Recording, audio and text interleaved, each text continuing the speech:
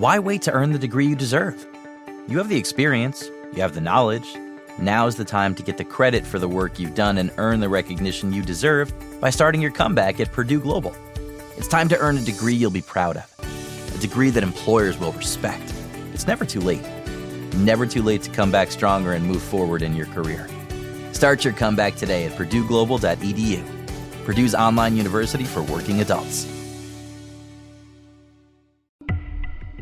A group of high school students started a project to research a string of unsolved murders. There is no profile of this killer except for the ones the students created. What if this guy's still alive? Like, what if he comes after us? Once you start getting a few tips or a few leads or a few identifications, then the cold case isn't so cold anymore.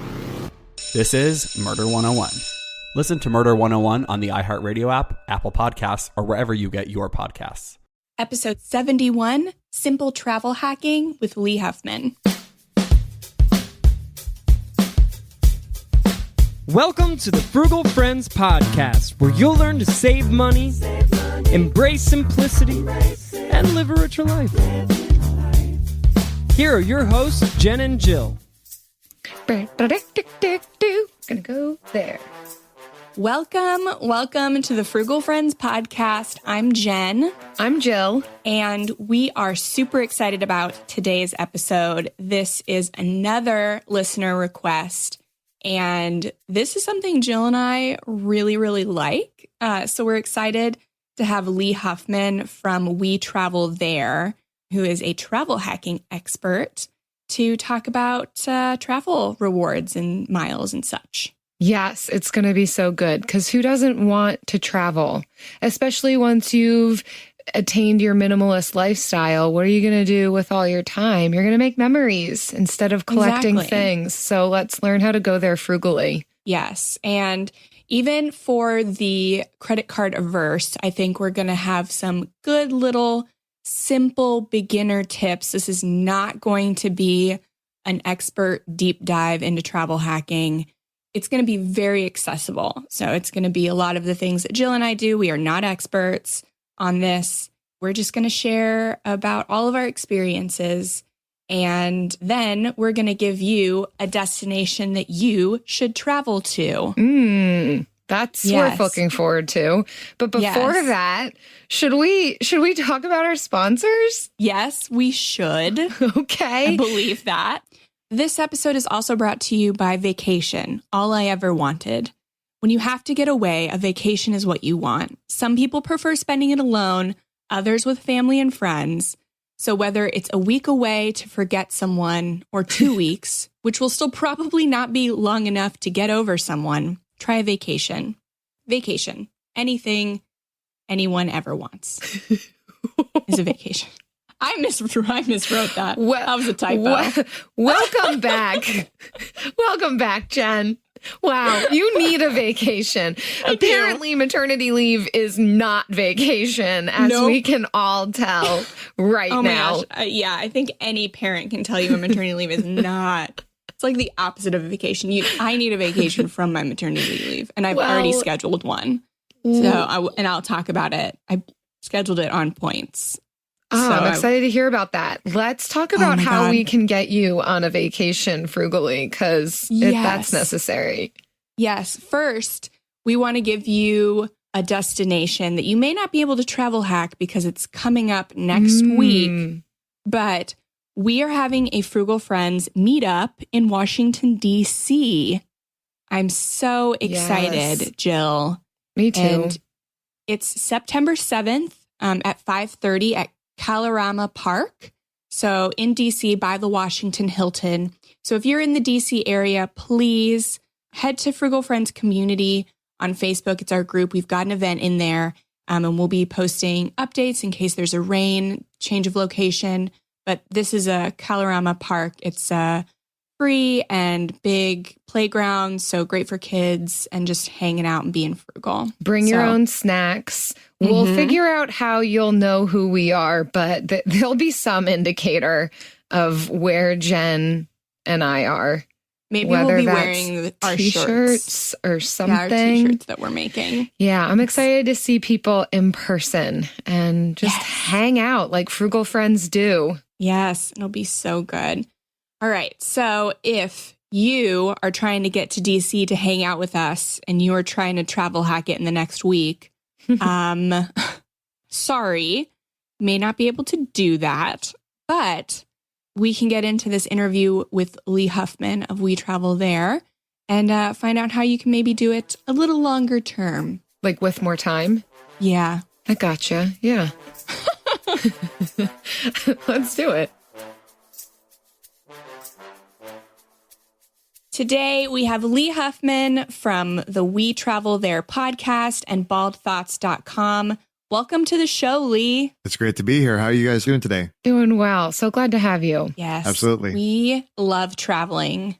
So we're excited to hear all about your travel hacking tips. And you are like a pro expert at this. Mm-hmm. So we're also excited to learn some things. And excited to hear more about just what you do, what you've got going on. Full disclosure, I just listened to your podcast episode on San Diego because my husband and I are going there in a couple of weeks. So super cool to have interviewed locals from different places and hear about cool things to explore. Just a really neat idea. I think it's what people enjoy about the Airbnb scene of getting to interact with locals, but you've kind of done it already for folks before they even go, so that if they do go the hotel route, they still get the local piece. So well done with that. Oh, thank you very much. Yeah, it's something that my wife and I, whenever we travel, we do that anyways.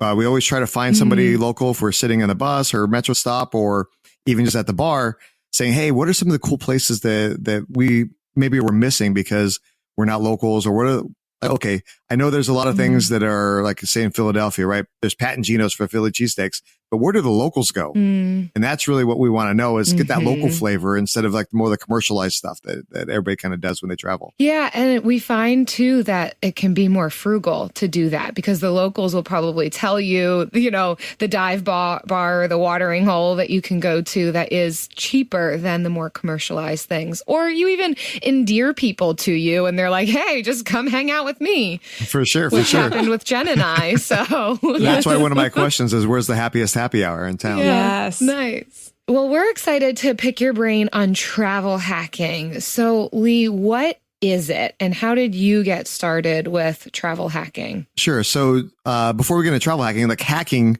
there's like life hacking, there's all the personal finance hacking, there's all these different things that people do that essentially they've kind of learned the rules that are out there and find them and use them to their advantage. And that's really what we do when we apply to the travel space. There's all these like kind of sweet spots in the award charts, or there's like little trips, like little tips and tricks to be able to earn more miles and points whenever you're spending on your credit cards, or when you're staying at a hotel. So we kind of accumulate all that in one spot, talking about travel hacking. So it's a lot of fun. And my wife and I, we've been able to travel the world, and then after we had kids, brought them along with us for the adventure, and it's been pretty amazing. For me, like when I really got started in it, like way back, like probably 20 years ago, whatever it was, I had a client that worked for a travel agency, and he told me, he's like, whatever you do, just make sure you get a credit card that's specific to the airline you want to fly. And this was way before everybody was really getting into it.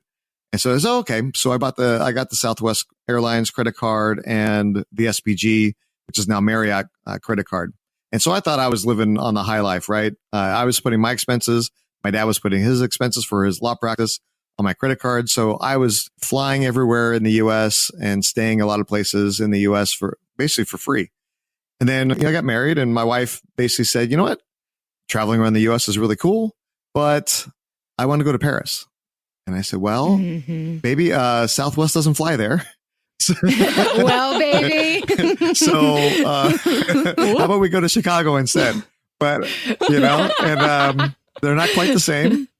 Chicago and Paris. Yeah, Little Italy in New York. Why not? Exactly. Paris, exactly. Texas. Exactly. But so that really got my analytical mind thinking. And so I really started kind of diving in at that point. And I kind of equate it to the matrix, right? You take the red pill or the blue pill. Do you go back to your normal life and and not really know what's going on in that world? Or do you take the other pill and just dive headfirst into it? And so I dove headfirst into it, and I was able to not only get enough miles and points for my wife and me to fly, I was also able to bring our son, who was at 26 months old at the time, and my mother-in-law. And we flew there in economy and flew back in business class. And so wow, it was quite the funny thing seeing a 26-month-old sprawled out in a lie flat business class seat, and all the other passengers as they're walking by going, what is going on? Why is this little kid sitting in business class? Because he's important. Wow. I've been spoiled ever since. So it's, obviously I still fly economy. I've had the Southwest Companion Pass for, I've now qualified for the 14th straight year. So my wife is my companion. So she flies with me wherever I go, for free. And, so I still fly economy a lot, but, whenever I can, I spoil myself, and we'll talk about that a little bit later. Flying in business class and first class whenever possible. Yes, I want to hear about that. Yeah, we have the companion pass for Southwest too, and we can talk about how to get that soon. But it has been so cool to go all of these places. And for domestic, it's like $11.22 per ticket per way. If you have the companion pass, it's it's five. Per person is $5.60 each way. Yeah, it's crazy. And now that Southwest is flying to Hawaii, they fly to the Caribbean, they fly to Mexico, Costa Rica, and they're continuing to add more and more locations. So that companion pass is just adding tremendous value to your travel hacking strategy. Yes. So I want to know how many cards you currently have. Okay, so for the beginners, close your ears. I have about 45. That's so awesome. I heard rumors. That's why I asked. My jaw literally dropped. I heard rumors about it. I'm definitely in the deep end. I'm in the deep end. I don't recommend people do what I do. I don't have a corporate job, so I can balance them all. You took the blue pill. It's very clear. Yes, absolutely. And some of the cards, honestly, I never spend on them. I have them specifically for the benefits they provide. That's awesome. Okay. So for beginners, they can open their ears again. Yes. So what would your strategy be for beginner travel hackers? Okay. So there's a couple different things you can do. One, obviously, credit cards are a great way to get a lot of miles and points in a hurry. I mean, you can get bonuses of 50, even 100,000, sometimes even more points just with one credit card application and meeting the minimum spend. So shiny object syndrome with all the credit cards that are out there. I mean, the marketers are very good, but what you want to do is determine where it is that you want to go and see which hotels are there and see which airlines fly there. And so based on that, that'll help you determine which card you should get. And so you'll want the credit card of the airline that flies to your destination and the credit card of the hotel that's there that you want to stay at, because generally the credit card will give you, for the airlines, will give you priority boarding, and it'll give you a free check bag. Plus it'll save you some money. A lot of times the credit cards will save you like 25%, sometimes more, on if you buy food or beverages while you're flying. Some of them give you free like Wi-Fi, those type of things. And then on the hotel side, sometimes you'll get automatic upgrades on your status. So maybe now you get a better chance of getting upgrades or late checkouts or early check-ins. And then sometimes you'll get free breakfast and a lot of other perks like that. Plus, both credit cards will give you more points when you use that credit card to pay for the airline ticket or for your hotel reservation. So that's the first thing. And then second, not everybody's ready to get a credit card. Maybe you're working on paying off some debt. You're trying to build your credit score. Maybe you don't want any inquiries because you're getting ready to refinance your home or buy a home. Getting a car, something along those lines where you want to keep your credit pristine. I recommend people use shopping portals. Go to cashbackmonitor.com and say you're going to shop at Kohl's or Target or pretty much any store that you're going to shop online. You go to a website like that, type it in, and it'll tell you where you can earn the most cash back, airline miles or hotel points. So that way you get to your vacation that much quicker. Yeah, we use Rakuten to get like cash back and stuff like that. Do you think, do they do like miles. Yeah, so Rakuten will be one of the ones that'll be on Cashback Monitor. Cashback Monitor is more like an aggregator site. Think of it like the Expedia for airlines, right? Cashback Monitor aggregates all the different options out there. And so what it does is then it says, okay, well, this time Rakuten is offering, say, 4% cashback, whereas Top Cashback may be offering 4.5. And Mr. Rebates may be offering 6. So you can pick and choose which cashback you want. Or it could say, oh, well, British Airways is offering 2, American Airlines is offering 3, Southwest is offering 1.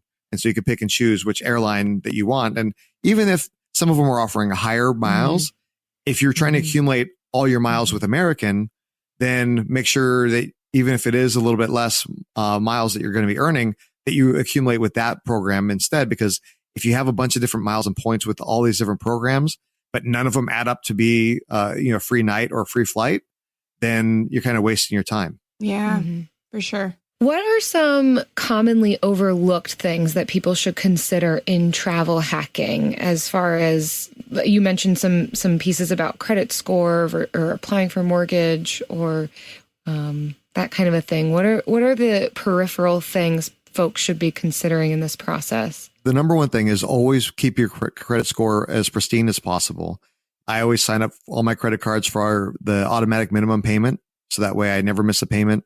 And that way I don't get a ding on my credit score. Plus, obviously, you're avoiding the late payment fees that they would charge you. So that's number one, because if you don't keep your credit score up, you're not going to be able to get qualified for the best credit cards, which offer the best rewards. So that's number one. 2, I always sign up for all the different, whatever like airlines and hotels that you're interested in, sign up for their mailing list. Yeah, you can probably delete a lot of them, but always sign up because they're going to be whoever's on their email list are going to be the first people to find out whatever the current promos are.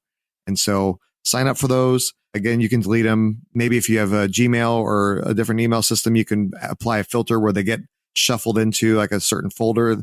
That way you don't see them when you don't need them. And then whenever you do want to see them, then you can just go to that folder and see that. Whenever there are promos, they don't cost you anything to sign up. So always sign up because you never know when you're going to have a last minute hotel stay that would have qualified for a promotion, but the registration period ended. So now you can't get those extra miles and points. So those are some of the things there. Nice. Again, you can do things where you're stacking your benefits whenever you're out there spending with your credit cards. Say you're going out to eat, whether it's locally or when you're traveling around. There's programs like Dosh that provide cash back whenever you dine. Uber Local, so they give you Uber credits whenever you use Visa, whenever you're dining at participating restaurants. Let's see, there's another one called Dining Rewards, which they have partnerships with several different airlines and I believe Hilton, and you can get extra miles for also. So now you're looking at not only you're getting whatever rewards that you would earn from your credit card, plus you're getting cash back from Dosh, you're getting Uber credits from Uber Local, and then you're also getting miles from Dining Rewards. So now you're earning 4 ways off of one transaction. Wow. How did you learn about all of this? Like if somebody wants to take the blue pill, I know we did talk about beginners, but if someone wants to begin heading in that trajectory, what is the learning process? Sure. I mean, I read a lot and I've been doing this for a long time, but really the world changes so quickly. So even the things I learned several years ago may not really apply today. So it won't be as big of a learning curve as you might think. And it's really, if you have an interest in it, then, you'll be focused in it like any subject. So I would say find, some of the travel blogs that you're interested in. Obviously I'd like it if you found mine, but, there's a website called boardingarea.com and that's where a lot of my articles reside. And, there are about 100 different bloggers that are there. And so you'll find somebody there that really kind of resonates with the way that you think and you'll like their writing style. You can go there. There are a lot of other bloggers that aren't necessarily under that platform. I write for the Points Guy and ChooseFI, Super Money, Finance Buzz. So there's a lot of other websites out there that aren't underneath that ecosphere of Boarding Area, but also provide a lot of great content where maybe they cover the same thing and you just find one voice that you like versus another. Or, sometimes they cover different topics that the other ones don't cover. And so I would subscribe to maybe a handful of them, maybe like 4 or 5, set it for, daily emails or weekly email. So that way you're not going to get inundated again. or again, set the filter so that way it goes into a certain box. You follow people on Twitter. Again, you'll see sometimes they'll give you advance warning of certain promos or other deals that are happening that may not make it to the blogs just because they don't have enough time to write about it before the deal dies. So there are a lot of other ways to do things. And then on top of that, there's conferences you can attend where sometimes, like I know this, I do this. I don't always give all of my secrets, right, on the blog, but when I meet you in person, I'll sit there and talk to you and probably give you a little bit more than I would, in something that's more of a general population. Right. So we got to meet up with you. We've got to do this interview in person. That is the trick. Yeah. So, I mean, there are conferences like Finance Buzz is having their conference coming up soon in October. FTU, Frequent Traveler University, has a conference that they do several times a year. Chicago Seminars has one as well in Chicago. So there's a lot of different conferences that happen. And again, maybe there's one that's in your backyard that's easy for you to go to, or something where you would fly to attend. Nice.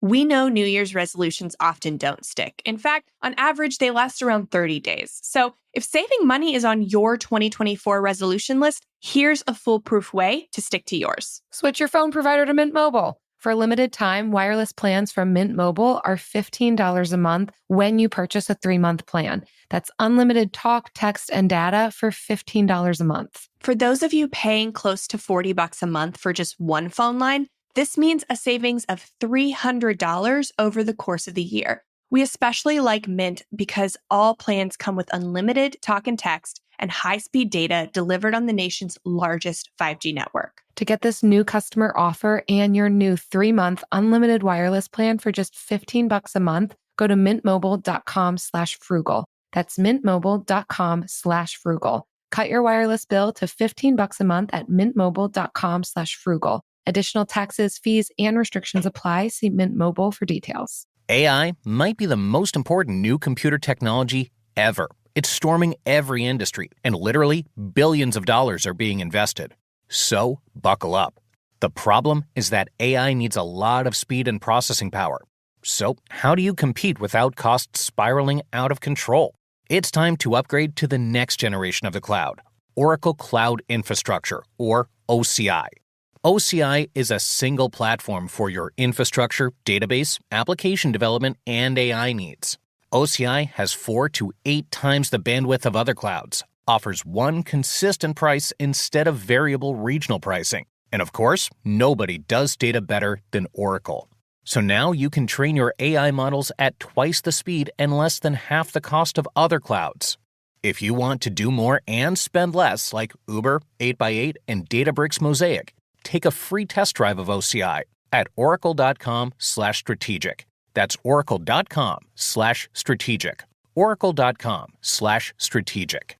Yeah, I use the points guy whenever I'm trying to figure out like which card that I want to get next, because the bonuses on the card, which is really like the creme de la creme of what you're going for, is they always changing. Yes. So it's like we could talk about some bonuses today, but that doesn't mean that when you go to apply for the card that the same bonus is going to be available. Absolutely. That's what happened with us for the companion pass. We just were in this certain window. We already had a Southwest card. We tried to jump the hoops and they shut us down. But somebody who didn't have a Southwest card got it very quickly. So it's not always going to work for everybody. For sure. And then one thing to remember also is that when you see different offers from different credit cards, say if they both have 50,000 points or miles, those points and miles aren't necessarily equivalent one-to-one between two different programs. So like 50,000 Hilton points is worth far less than 50,000 Hyatt points, for example. Yeah. Yep. So speaking of cards, so I would say, so most of them, it's like you have to spend a certain amount in the first 3 months in order to get their welcome sign-up bonus. So say you maybe do like 4 cards in a year. What would be your, in a perfect world today, on this day, what 4 cards would you start with? There are a lot of rules that the banks have and they've implemented over the last few years, primarily to restrict people like me from doing the things that we do. So I used to get probably about 18 to 20 new cards every year.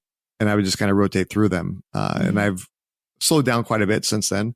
But so really what you want to do is say you're starting completely from scratch. You haven't applied for any new cards in the last couple of years. Then one of the first ones you want to get, it would be like the Chase Sapphire Reserve, because it has generally a great bonus of 50,000 points, which those points are worth up to $750 in travel, or you can transfer them to a lot of different partners, such as Southwest, United, or even Marriott, or Hyatt. So there's a lot of great value in that card. I would also pair that with like a Chase Inc. Business Preferred, which I think right now has about an 80,000 point bonus. So now you can combine those points. So now you have the 50,000 from one and the 80,000 from the other. And now you're talking really tremendous value, either on a transfer basis where you want to transfer to, say, United and be able to book an awesome flight, or be able to transfer to Hyatt and maybe go down to Mexico, down to Cabo, and stay all inclusive for about 4 or 5 days. So spoiler alert, that's what we're doing. Nice. Yes. So I would do those. And really the next kind of cards really depend upon where you want to go, how you like to travel, and what categories you spend the most on. One of the cards I really like right now is the Capital One Saver, which earns 4% cash back on dining and entertainment. So if you like to go out to bars or restaurants, concerts, sporting events, those type of things, you're going to earn 4% cash back, which is a pretty tremendous value on that. For the first year, the annual fees waived, so it works out really well.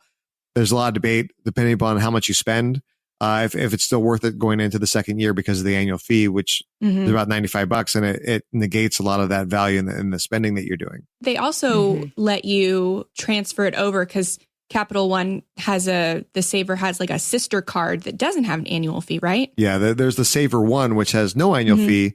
And that one, I believe, earns 3% cash back instead of 4%.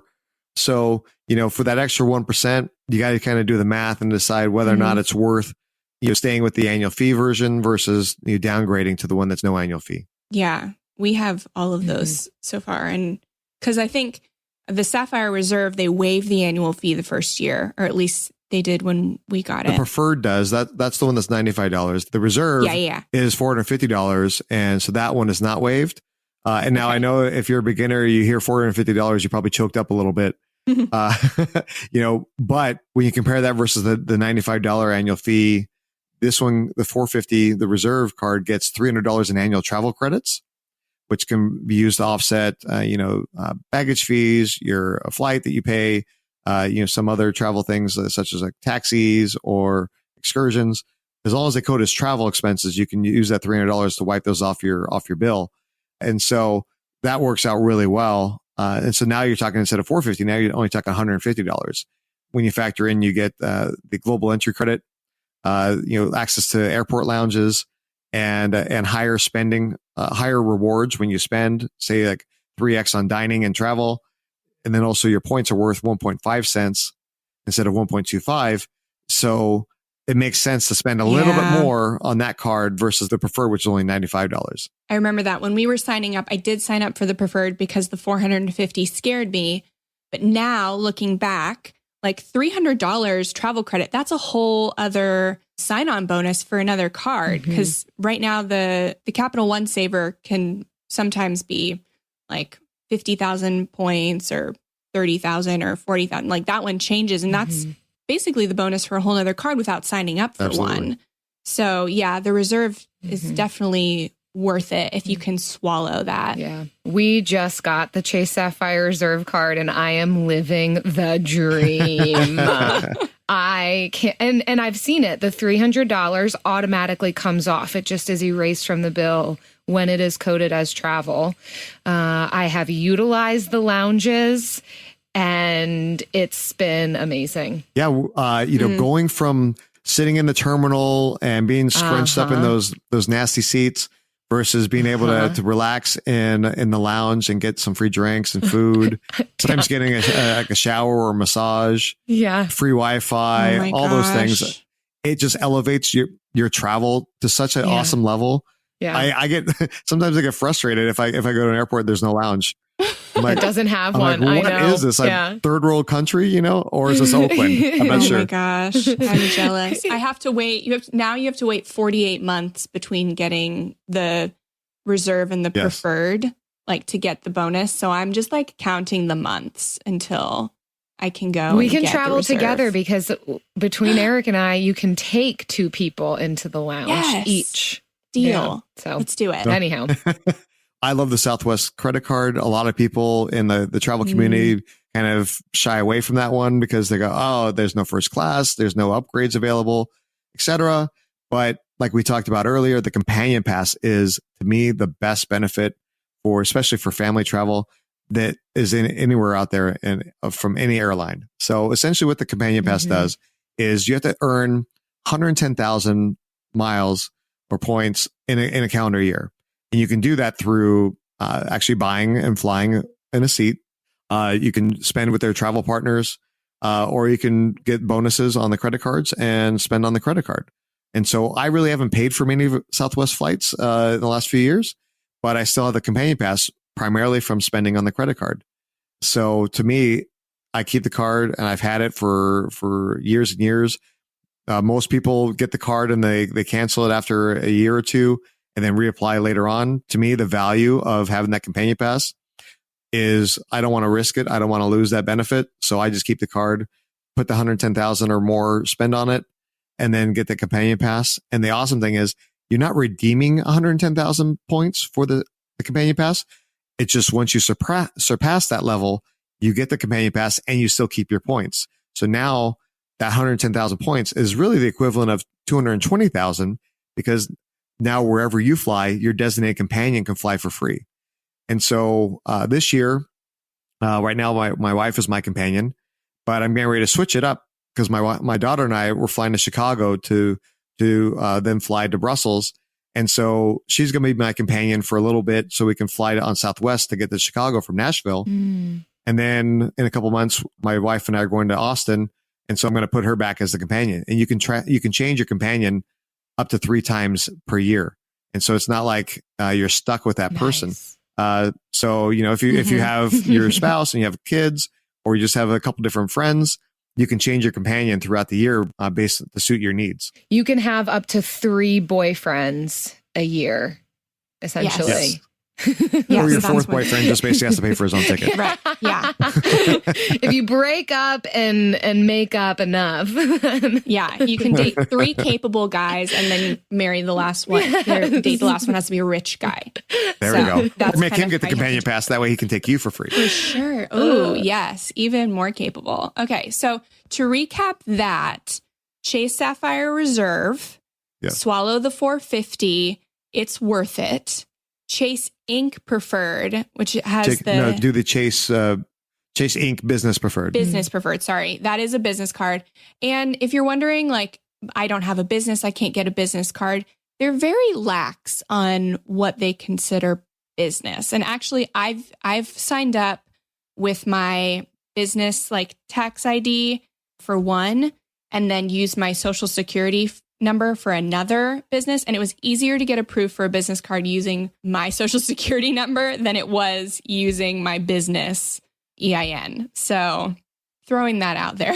Well, think about it this way. Okay, there's a lot of people who go, oh, I don't have a business, but they sell on Etsy. They have a rental property. They do a little consulting on the side. You don't have to have a 6-figure business in order to be able to qualify as a business. In many ways, actually, if you just say you're starting a business, and your CPA wants you to keep your business and personal expenses separate. So even if you don't have a business from day one, you can actually still apply for a business card to say, hey, I'm starting up the business. Here's my EIN. My business name is Lee Huffman Consulting. And there you go. So as long as your first and last name is in the business name, you don't need a fictitious business name statement. You don't need articles of incorporation. None of the other legal documents that other businesses require. All you got to do is have your first and last name in the name of the business and your social security number or EIN, and you can apply for a business card or open up a business bank account. Nice. Yes, I love it. And then the Capital One Saver, which we didn't use that for any travel purposes. That's just like cash back. So we just used It was, when we signed up, it was $500 cash back. I know it's not that right now, and so we just transferred that to our statement. That was a free $500 we just got. And so that was awesome. What I tell people to do with that is basically just use that as like your slush fund for when you go on vacation. Mm-hmm. Set it aside in a separate account, and now you have a little bit of spending money whenever you go on vacation. Yeah, it's so worth it. Not just to have like the miles and the Chase Ultimate Rewards, which are great, but to have like just a cashback card, and Capital One has a great one. It's so nice to have that. I like that term, slush fund. Yeah. Makes it sound fun. Oh, yeah. Yes. And then the Southwest credit card, which I would actually say is cards 4 and 5, because if you get a Southwest personal card and a Southwest business card, you can use both of those towards the companion pass, and then you just spend a little more and you've got it. But there is a little stipulation to get the companion pass. You have to get all the points in one calendar year. So you can't get some points in 2019 and finish it in 2020. You have to, at this point, probably wait until 2020 to get all of your points. Ideally, what you want to do is apply in late December and hit the minimum spend in early January. That way you get all of the current year and all the next year. Because whenever you earn the companion pass, it's for the remainder of the current year that you're in and the full year following. So ideally, January, February is the right time to do that. Yeah, you can apply at the end. It's just when you hit the minimum spend, you want that to be at the beginning of the following year or the beginning of whatever year. Because I've heard some horror stories, people will apply in like October or November and then accidentally hit the minimum spend right before January. And then those points don't count. Yeah. It's so sad. First world problems, but still it's sad. I know, right? First world, it's so sad. I feel for them. Yeah. Speaking of happy things that aren't so sad. Is it that time, Jill? It's that time. It's finally that time. It's time for the Bill of the Week.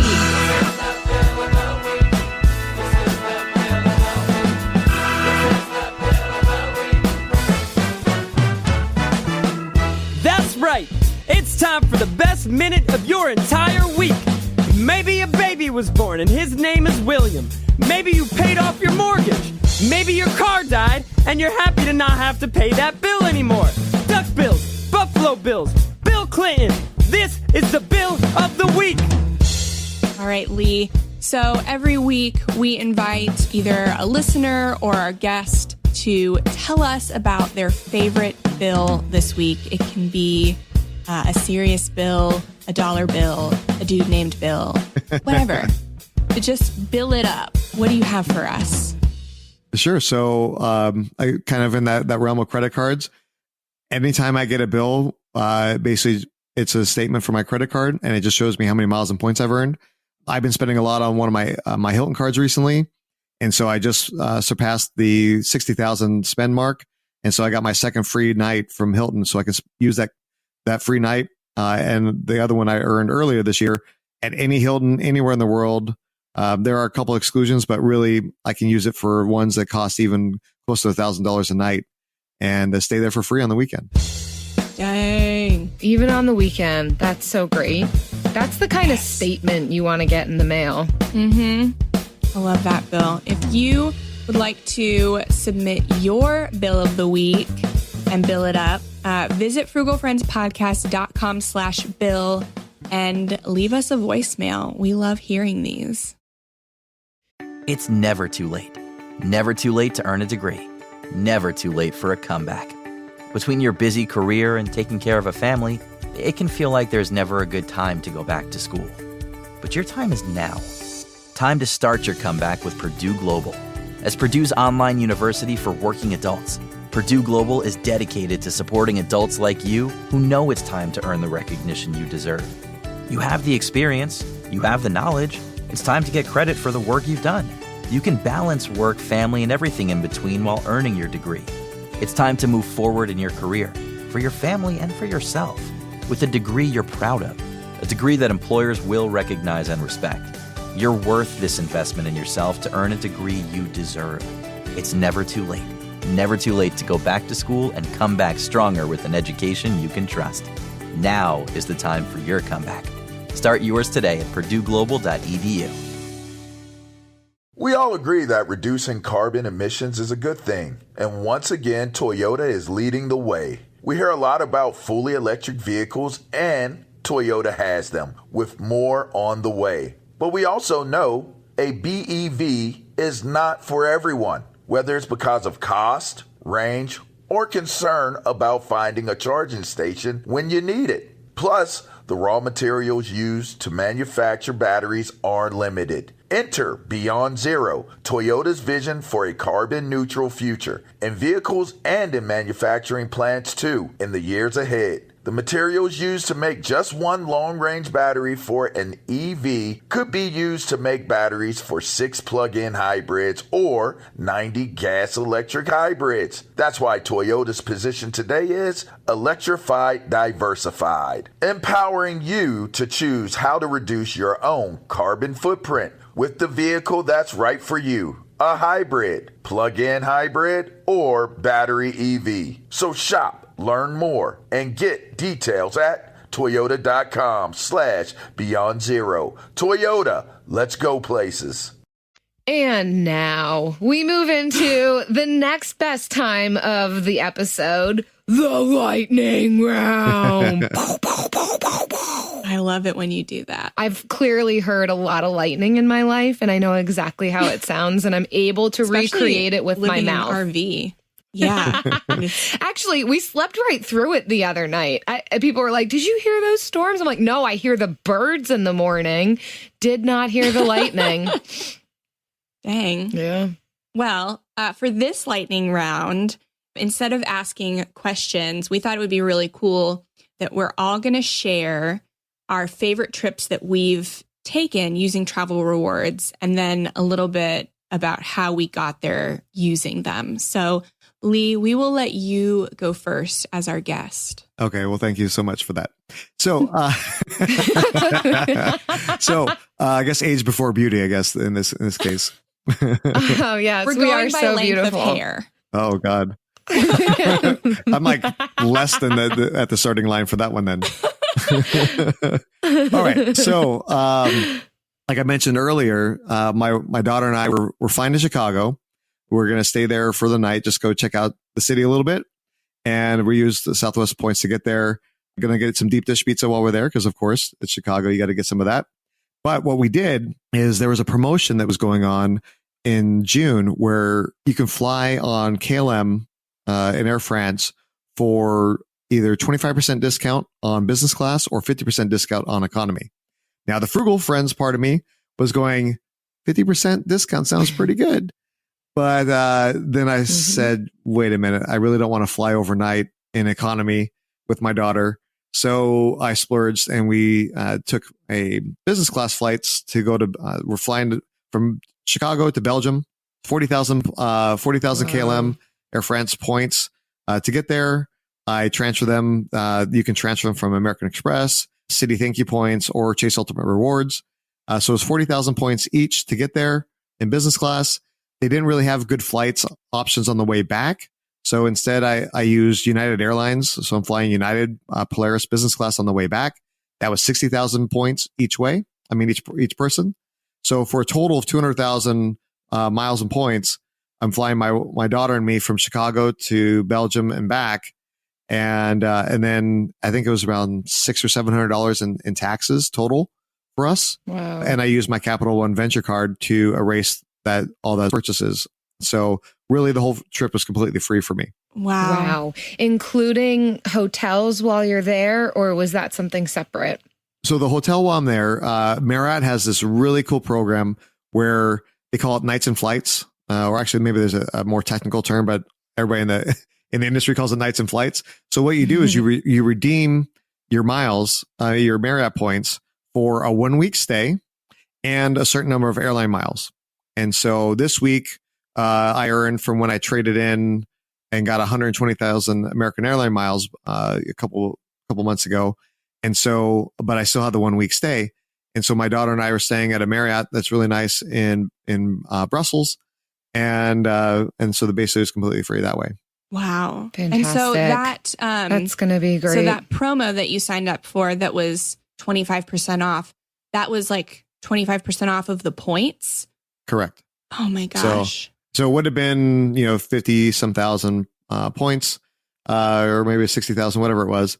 And so it ended up being 40,000 points each way instead. Wow. So that would be the reason to sign up for those emails. So you find out about those promos. Okay. Correct. Actually, that one I found out because I have friends with Capital One, and at the same time, they had a transfer bonus. So you can transfer from Capital One Venture or the Spark Miles business card over to KLM and get a 20% transfer bonus. Then you can redeem for 25% less. So really, now you're talking, about 40% less miles than what it would have taken if you transferred points from Capital One over to KLM and then redeemed for those flights. Wow. You definitely have to be savvy to really get the most of this, willing to invest some time and research. But my goodness, is it creating a lot of space for travel for you? Absolutely. But I will say this, I'm very good at earning. I'm not as good at redeeming. And so even I have used, they have award booking services out there, and I have a bunch of friends that do it. And so what they do is they're like Rain Man as far as it goes, with all the different miles programs and how to redeem them for the maximum value. And I redeemed one time, my wife and I flew from LA to Rome, and we ended up paying somebody, and they actually, including their fee, was less than if I would have tried to book it myself, as far as the taxes and everything goes. So sometimes it's worth it to pay a couple $100 and have an expert do it, because that's all they do all day long. Wow. Okay. Yeah. Good to know. Dang. That's cool. So that's my thing that I learned, is to sign up for some emails and find some promos. We're really good at using our points. We use one card at a time. Well, technically two, because Travis and I are two people and we each need a card, but we're only like trying to get the bonus on one at a time. So we really do only do 4 or 5 cards a year. But we took a baby moon in March to Beaver Creek, Colorado, and we were able to stay at the Park Hyatt for free. Hyatts are our hotel chain of choice because I find that they have the best redemption value for points. And so we stayed at the Park Hyatt, and it was right on the slopes. It was so cool. And we used the Southwest Companion Pass to get there and back. And that was $11.22 each. So that is how much we paid for the whole trip, if you don't count like food and stuff while we were there, which we were using another card to do the like meals and stuff and get points for our next bonus there. Nice. We also haven't taken this trip yet, but it's coming up. Our companion pass expires at the end of this year. And so to get that last bit of it, we are flying to Cancun, and we are staying at one of Hyatt's all-inclusive resorts there for 4 nights. That's awesome. Nice. And I am so excited. We're not taking the baby. Oh, there you go. Well, the good thing is that if you did take the baby, until they're 2 years old, they're free as well. Oh my gosh. Which is great, but we're still not taking Cost is not what I'm concerned about in this situation. Nope. Relaxation. Yeah. A vacation. All I ever wanted. Well, I know we're sharing our favorites, and so this one is yet to come, although by the time this episode releases, we will currently be enjoying this trip. So I'm hoping it's one of my favorites, but Eric and I just booked a trip, multiple destinations through Southwest. We have a Southwest business card, so we use points to fly from Philly, which is where we're from, to Las Vegas. And then a rental car, which we booked on our Chase Sapphire Reserve Cards points to go from Las Vegas to the Grand Canyon to Sedona, over to San Diego, and flights back from San Diego to Philly. So super excited about that. So far, not a penny spent on it, and going to be booking some hotels through our Chase Sapphire Reserve points. We might have to buy a couple of nights, but through using eBay or Rakuten now too, we get some cash back from what we've booked. So super excited about that and what these credit cards have provided for us. That sounds like a fun road trip. I know. Yeah, it's great that you can use, at least with Chase Sapphire Reserve, on all things travel. So we can book flights, rental car, hotel, all on points, which is great. Yes. So good. I'm so glad you were able to join us, Lee. So what do you have going on at We Travel There and baldthoughts.com? Yeah, well, thanks for inviting me. On baldthoughts.com, I'm always talking about the latest news that's going on in the industry. We Travel There every week on Mondays. We have a new podcast episode. We've been all over the world, big cities, small cities. And so what I like to say is that we help you travel like a local whenever you listen. And that way you have better experiences whenever you visit a city. Awesome. Yeah, so check those out. We look forward to talking with the rest of you and our Frugal Friends community about travel rewards and how you can travel more frugally. So thanks for coming on, Lee. Thank you. Wow, that was awesome. I'm so glad we did that. Mm-hmm. I love talking about travel because it's one of the reasons that I have set up my life the way I've set it up so that I can travel. So learning how I can do that more, but still be working on other financial goals, not break the bank, and hack it and figure out the tips along the way. So it's super cool to learn from Lee on what he's done. Yeah, because when you get your values-based spending in order and you're only spending on things that you really need, then you can handle using credit cards, and why not use them to your advantage? So I think it's great. Yeah. He's got a super cool podcast too. So I'm excited, even as we go to different places to check it out, whenever you travel. Every different place. Yes. If you go to St. Petersburg, check out my episode. So good. Yeah. St. Pete is so good. Not me, but St. Petersburg. Both Florida. are good. That's really why I do this podcast with you, so that I can just go to St. Petersburg. Yes. And have a place to stay. Yes. All right. Well, folks, we're still doing book clubs. It's still, I think I say that every time because I don't know if you're expecting it to stop or what, but it hasn't stopped yet. Yeah. We're doing it. So it's August. Again, it's still my birthday month. I know it's like the 30th, but I'm holding on. So we are wrapping up, really, reading The Simple Path to Wealth by J.L. Collins for book club. So there's still time to jump in on that, or just pick up the book and engage with it as you want to. Yeah, it's one of my favorite books ever. It is self-published, so some libraries have it, some don't.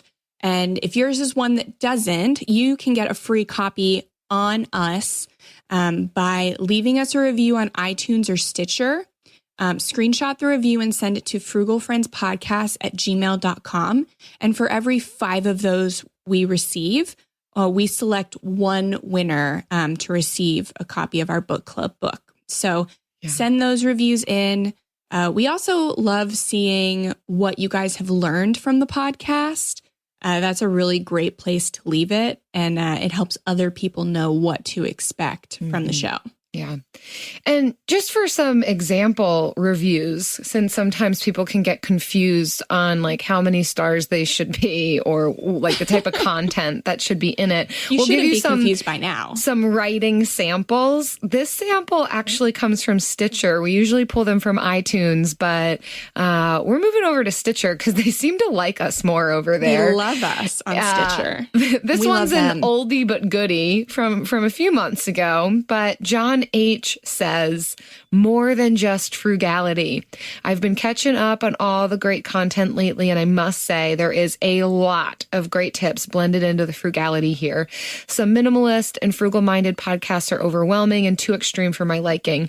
Jen and Jill do a wonderful job offering a wide array of perspectives. Keep up the great work.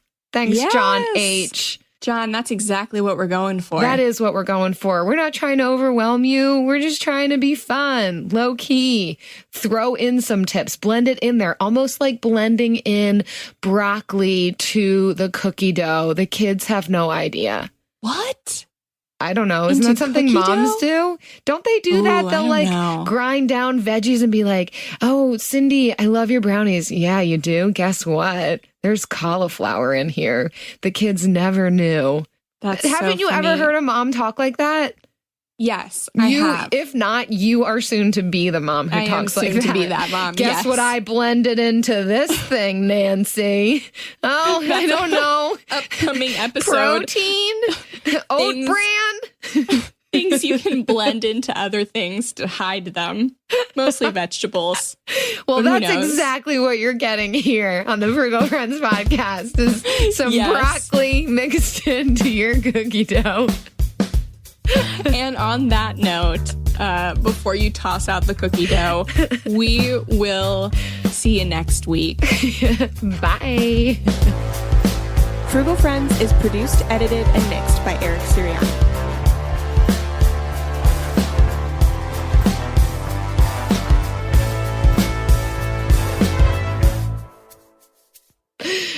Really, you would see it in cookie dough. You would see broccoli in cookie dough. Listen, I'm not a mom, so I haven't done this. I haven't had to disguise veggies in sweet things. So maybe that's not what they do. I just know that moms who want to have their kids eat healthy will sometimes have to blend in healthy things to seemingly unhealthy things so that it's palatable for their children. I don't know what it is. I feel like I've heard the words oat bran and kale thrown out there. Zucchini, cauliflower. Zucchini, I know you can make a good muffin with zucchini. Yeah, I've heard of zucchini bread. Beans, black bean brownies. Yeah. See, exactly. You know exactly what I'm talking about. It was just the cookie dough that threw me.